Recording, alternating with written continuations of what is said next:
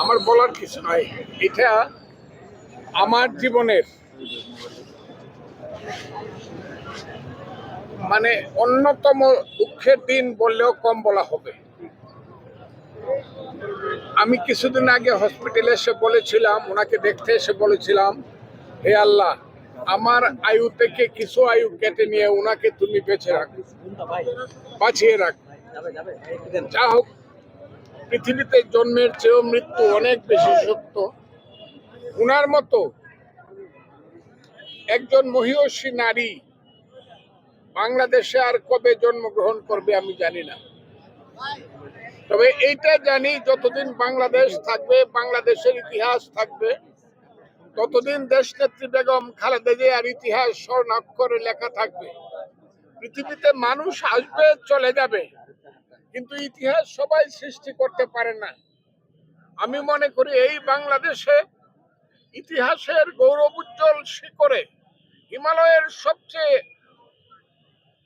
সর্বোত্তম শিখরে যিনি থাকবেন, এবার শিখরে যারা থাকবেন তার মধ্যে তিনি হবেন বাংলাদেশে একজন। উনি চলে গেলেন, বাংলাদেশ অনেক বেশি এতিম হয়ে গেল, আমরা এতিম হয়ে গেলাম। আমি আজকে সান্ত্বনা জানাবো না, শুধু বলবো আমাদের নেতা তারেক রহমান সাহেব এবং তার পরিবার, আপনারা আল্লাহর কাছে সবুর করেন। যতদিন আল্লাহ ওনার আয়ু রেখেছেন, উনি বেঁচেছেন, উনার পথ ধরে আমরা বাংলাদেশে আগামী দিন চলবো এবং বাংলাদেশকে আমরা গড়ে তুলব। আমি বিশ্বাস করি বেগম খালেদা জিয়া চিরদিন বাংলার ইতিহাসে মানুষের হৃদয়ে বেঁচে থাকবেন, এটা আমি বিশ্বাস করি। একটা বিষয় একটুখানি আপনার, আমরা দেখেছি যখন মামলাগুলো চলে তখন আপনি গেছেন বহুদিন।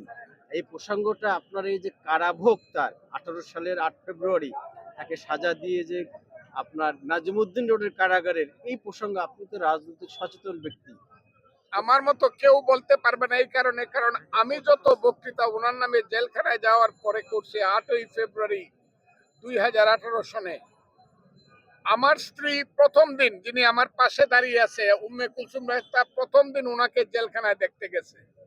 আমি যত বক্তৃতা ওনার নামে করছি, 300 বক্তৃতা করছি, এটা ইতিহাস হবে, বিশ্ব রেকর্ড। ওনার নামে এক মাসে 300 বক্তৃতা করছি।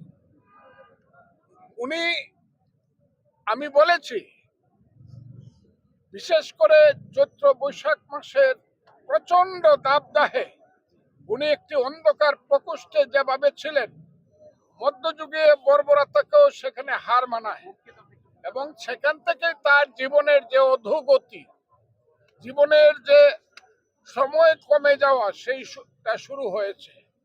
আমি মনে করি